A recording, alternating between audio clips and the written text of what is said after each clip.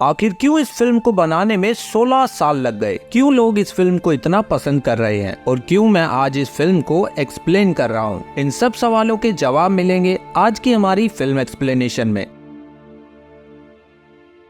Film की शुरुआत में हम नजीब और हकीम नाम के दो भाइयों को देखते हैं जो अच्छी जॉब और ज्यादा पैसे कमाने के लिए इंडिया से सऊदी आते हैं। सऊदी एयरपोर्ट पर वो दोनों अपनी कंपनी के रिप्रेजेंटेटिव का इंतजार करते हैं जो उन्हें एयरपोर्ट पर रिसीव करने वाला था, लेकिन सुबह से शाम हो जाती है और उन्हें लेने कोई भी नहीं आता। तभी एक कफिल उनके पास आता है और उनके पासपोर्ट चेक करता है। दोनों भाइयों को लगता है कि यही उनकी कंपनी से आया हुआ आदमी है, इसलिए वो दोनों उस कफिल के साथ ही जाने लगते हैं। वो कफिल एक सामान ढोने वाली कार लेके आया होता है और दोनों भाइयों को पीछे बैठने को कहता है। फिर वो कफिल उन दोनों भाइयों को लेकर शहर से काफी दूर एक रेगिस्तानी इलाके में ले आता है और तब तक बहुत रात भी हो जाती है। नजीब और हकीम ये सब देखकर थोड़ा घबरा जाते हैं और हकीम उस आदमी से बात करने की कोशिश करता है क्योंकि हकीम हिंदी और इंग्लिश बोल सकता था, लेकिन नजीब सिर्फ मलयालम भाषा ही जानता था। ये देखकर वो कफिल हकीम को एक दूसरे कफिल के हाथों बेच देता है और नजीब को मार पीट कर गाड़ी में बैठाकर वहाँ से निकल जाता है। फिर कुछ देर बाद वो गाड़ी रोकता है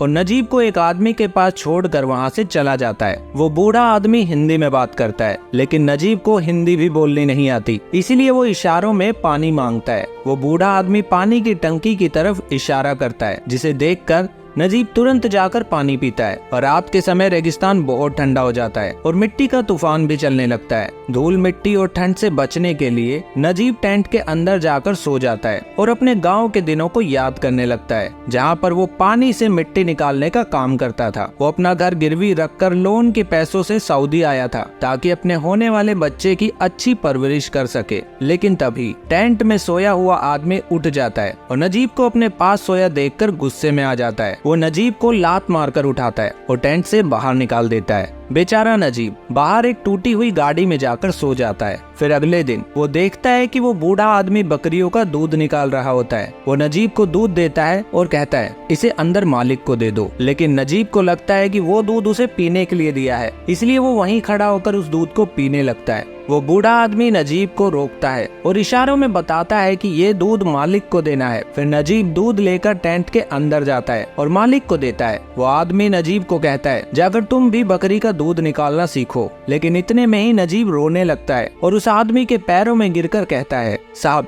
मैं तो यहाँ कंपनी में काम करने आया था, मुझे शायद गलती से यहाँ लेकर आया गया है, प्लीज मुझे जाने दो। लेकिन उस अरबी आदमी को नजीब की कोई बात समझ नहीं आती और वो उसे टेंट से बाहर निकाल देता है। तभी वहाँ पर वो कफिल आता है जो रात को नजीब को वहाँ छोड़कर गया था। तो नजीब उसके पास जाता है और अपनी कंपनी का एड्रेस दिखाता है, लेकिन वो कफिल उस एड्रेस को फाड़ कर फेंक देता है। बेचारा नजीब क्या सोचकर सऊदी आया था और कहां आकर फंस गया है। थोड़ी देर बाद वो कफिल उसे खाने के लिए बुलाता है और खाने में एक बड़ी सी कच्ची पक्की रोटी देता है। नजीब को बहुत भूख लगी होती है, इसीलिए वो जैसे तैसे करके उस रोटी को खाकर अपना पेट भरता है। अगली सुबह वो एक बाल्टी में थोड़ा पानी लेकर फ्रेश होने जाता है, लेकिन तभी वो कफिल आकर उससे पानी की बाल्टी छीन लेता है और कहता है यहाँ पर पानी तुम्हारी जान से ज्यादा कीमती है। फिर कुछ देर बाद वहाँ पानी का टैंकर आता है। नजीब जाकर उससे बात करने की कोशिश करता है। ये सब देखकर कफिल को नजीब पर बहुत गुस्सा आता है और वो उसे बहुत मारता है। नजीब बेचारा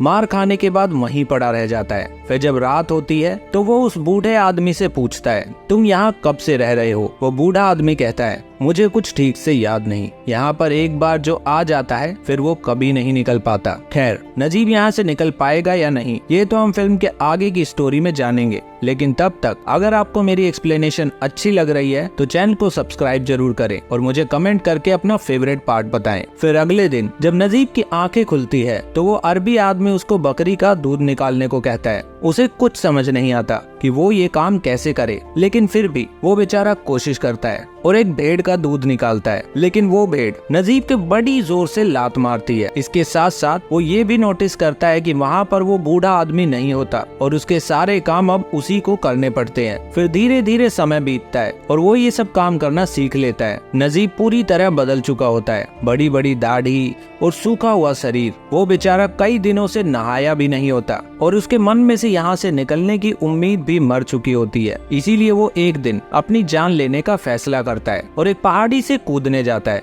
लेकिन तभी वो नीचे कुछ गिद्धों को देखता है जो किसी इंसान के मरे हुए शरीर को नोच नोच कर खा रहे होते हैं। नजीब तुरंत नीचे जाकर देखता है तो उसे पता चलता है कि ये बॉडी उसी बूढ़े इंसान की होती है जो उससे पहले वहाँ काम करता था। नजीब ये सब देखकर पूरी तरह होपलेस हो जाता है और सोचता है कि अगर वो भी यहाँ रहा तो उसका भी ऐसा ही हाल होगा। इसीलिए वो वहाँ से भागने की कोशिश करता है, लेकिन वो काफिल उसे भागने नहीं देता और रास्ते में ही उसको पकड़ लेता है। पकड़ने के बाद वो नजीब को बहुत मारता है और उसका एक पैर तोड़ देता है ताकि वो फिर से भागने की कोशिश ना करे। इसके बाद थोड़ा और समय बीत जाता है और नजीब यहाँ से भागने की उम्मीद छोड़ चुका होता है। वो उस अरबी आदमी के सारे काम करता है और बकरियों की देखभाल भी करता है। उसका शरीर सूख चुका होता है और जुबान सिर्फ बकरियों से बात करना जानती है। ऐसे ही एक दिन जब वो बकरियों को चरा रहा होता है तो अचानक से रेत का तूफान आता है, जिससे बचने के लिए वो एक बड़े से पत्थर के नीचे छुप जाता है। फिर कुछ देर बाद उसे किसी इंसान की आवाज आती है, जिसको सुनकर वो आवाज का पीछा करता है और देखता है कि उसके सामने कोई खड़ा हुआ है। वो उसे आवाज लगाता है, लेकिन यहाँ पर इस फिल्म में बहुत ही खूबसूरती से नजीब की सिचुएशन को दर्शाया है। नजीब अपनी भाषा, अपनी बोली तक भूल चुका होता है और वो उस आदमी को वैसे ही आवाज लगाता है जैसे वो अपनी बकरियों को बुलाता था। यहाँ हम देखते हैं कि वो आदमी कोई और नहीं बल्कि नजीब का भाई हकीम होता है। दोनों भाई एक दूसरे को देखकर बहुत खुश होते हैं और आपस में मिलकर बहुत रोते हैं। लेकिन कुछ देर बाद हकीम को वहाँ से जाना पड़ता है। फिर अगले दिन हकीम फिर से नजीब से मिलता है और उसे एक चिट्ठी देकर जाता है। नजीब चिट्ठी उठाता है और पढ़ता है, जिसमें लिखा होता है, भैया मैं जहाँ काम करता हूँ वहाँ पर एक इब्राहिम नाम का आदमी है जो यहाँ के सारे रास्ते जानता है और यहाँ से निकलने में हमारी मदद कर सकता है। ये चिट्ठी पढ़कर नजीब के मन में यहाँ से निकल भागने की थोड़ी उम्मीद जागती है। इसके बाद नजीब हकीम और इब्राहिम से मिलता है, जहाँ पर इब्राहिम बताता है कि कुछ दिनों बाद कफील के मालिकों के घर में एक फंक्शन है जिसमें ये सब लोग जाएंगे। वही टाइम सबसे अच्छा होगा यहाँ से भागने का। फिर कुछ दिनों बाद वो दिन आ जाता है जब सारे कफिल फंक्शन में चले जाते हैं और नजीब को अकेले बकरियों की देखभाल के लिए छोड़कर चले जाते हैं। इस मौके का फायदा उठाकर नजीब सबसे पहले तो नहाता है, क्योंकि वो कई दिनों से नहाया नहीं था और पानी की एक एक बूंद के लिए कफिल का मोहताज था। इसके बाद वो अपना सामान लेकर अपने भाई हकीम और इब्राहिम से मिलता है। उनको चलते चलते रात हो जाती है और वो लोग काफी थक भी जाते हैं,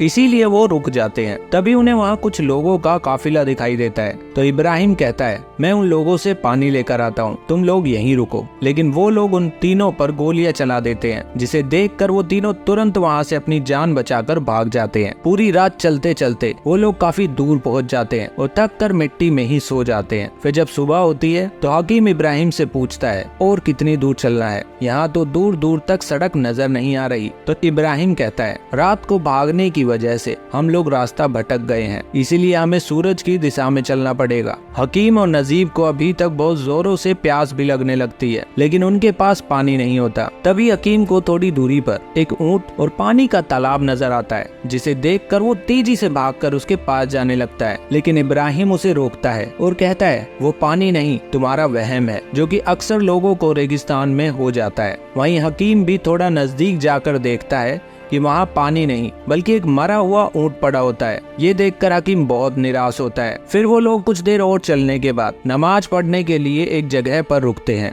लेकिन तभी वहाँ पर रेगिस्तान के जहरीले सांप निकल आते हैं। इब्राहिम हकीम को तो खींचकर वहाँ से बचा लेता है, लेकिन नजीब बेचारा भाग नहीं पाता क्योंकि उसका पैर टूटा हुआ होता है। इसीलिए इब्राहिम नजीब को हिलने से मना करता है और वो सांप नजीब के पैरों के ऊपर से होते हुए चले जाते हैं। ये रेगिस्तान बहुत गर्म होता है, जिसकी वजह से वो लोग बहुत थक जाते हैं। नजीब के पैरों में छाले पड़ जाते हैं, जिसकी वजह से वो अब और नहीं चल पाता। इसीलिए इब्राहिम अपनी जैकेट निकालकर उसके पैरों में बांध देता है और नजीब फिर से चलने लगता है। कुछ देर भरी दोपहर में चलने के बाद वो लोग बहुत ज्यादा थक जाते हैं और दोनों को बहुत प्यास भी लगी होती है। हकीम की हालत तो बहुत ज्यादा खराब हो जाती है, इसलिए इब्राहिम हकीम को अपने कंधे पर उठाकर चलने लगता है। लेकिन फिर कुछ देर चलने के बाद नजीब की भी हालत खराब होने लगती है और हम देखते हैं कि नजीब और हकीम दोनों ही बेहोशी की हालत में हो जाते हैं। फिर इब्राहिम अपना पसीना पिलाकर दोनों को होश में लाता है। फिर से कुछ देर चलने के बाद हकीम मेंटली भी डिस्टर्ब हो जाता है और उसे वहम होने लगते हैं। उसे अपने सामने शहर दिखाई देने लगता है, जिसे देखकर वो तेजी से भागता है। उसे जोरों से भूख लगी होती है और वो मिट्टी को ही खाना समझकर खाने लगता है। नजीब अपने भाई की ऐसी हालत देखकर उसको रोकता है, लेकिन हकीम उसको भी धक्का देकर आगे बढ़ जाता है और कुछ देर बाद ऐसे ही तड़पते हुए वो अपनी जान दे देता है। नजीब अपने भाई की ऐसी मौत देखकर बहुत ज्यादा दुखी हो जाता है और अंदर से टूट जाता है। लेकिन तभी वहाँ बहुत बड़ा मिट्टी का तूफान आता है। इब्राहिम नजीब को लेकर वहीं छुप जाता है और तूफान से दोनों को बचा लेता है। फिर इब्राहिम नजीब को थोड़ा हौसला देता है और आगे बढ़ने के लिए कहता है। थोड़ी दूर आगे चलने के बाद उन्हें सच में पानी का एक छोटा सा तालाब मिलता है, जिसे देखकर वो दोनों बहुत खुश होते हैं और भागकर पानी पीने जाते हैं। लेकिन इब्राहिम नजीब को एकदम से पानी पीने से रोकता है, क्योंकि वो पानी जहरीला भी हो सकता था। फिर इब्राहिम एक कपड़े की मदद से नजीब को पानी पिलाता है और खुद भी पीता है। उसके साथ साथ वो एक बोतल में भी थोड़ा सा पानी भर लेता है। फिर वो दोनों अपने आगे का सफर शुरू करते हैं और चलते चलते शाम हो जाती है, इसलिए वो लोग वहीं सो जाते हैं। फिर जब सुबह होती है तो नजीब अपने आसपास देखता है और उसको इब्राहिम कहीं भी नजर नहीं आता। लेकिन तभी उसको वो पानी की बोतल दिखाई देती है जो इब्राहिम ने भरी थी। नजीब उस बोतल को उठाता है और आगे का सफर अकेले ही तय करता है। कुछ देर चलने के बाद जब धूप और गर्मी से उसकी हालत बुरी तरह खराब हो जाती है तो वो बोतल का सारा पानी पी जाता है और कुछ देर चलने के बाद बेहोश होकर गिर जाता है। लेकिन तभी हम देखते हैं कि वो एक सड़क के किनारे पहुंच चुका था। सड़क से कार के गुजरने की आवाज से नजीब को फिर से होश आता है और खुश हो जाता है। वो सड़क पर चलती हुई गाड़ी को रोकने की कोशिश करता है, लेकिन कोई भी नहीं रुकता। पूरी रात इसी कोशिश में निकल जाती है और अगली सुबह हो जाती है। नजीब सड़क के किनारे ही आगे बढ़ने लगता है और तभी एक अमीर आदमी उसको देखकर अपनी गाड़ी रोकता है और उसको लिफ्ट देता है। वो आदमी नजीब को पानी भी देता है और उसको शहर में लाकर एक होटल के बाहर छोड़ देता है। उस होटल का मालिक बहुत भला इंसान होता है और वो भटके हुए लोगों की मदद करता है। वो नजीब को अपने होटल में ले जाता है, उसको नहलाता है, अच्छे कपड़े पहनने को देता है और डॉक्टर से चेकअप करवा के उसको सोने के लिए जगह भी देता है। अगले दिन वो आदमी नजीब की उसके घर वालों से बात भी करवाता है। फिर वो नजीब को पुलिस वालों को सौंप देता है ताकि वो लोग उसे वापस इंडिया भेज सके।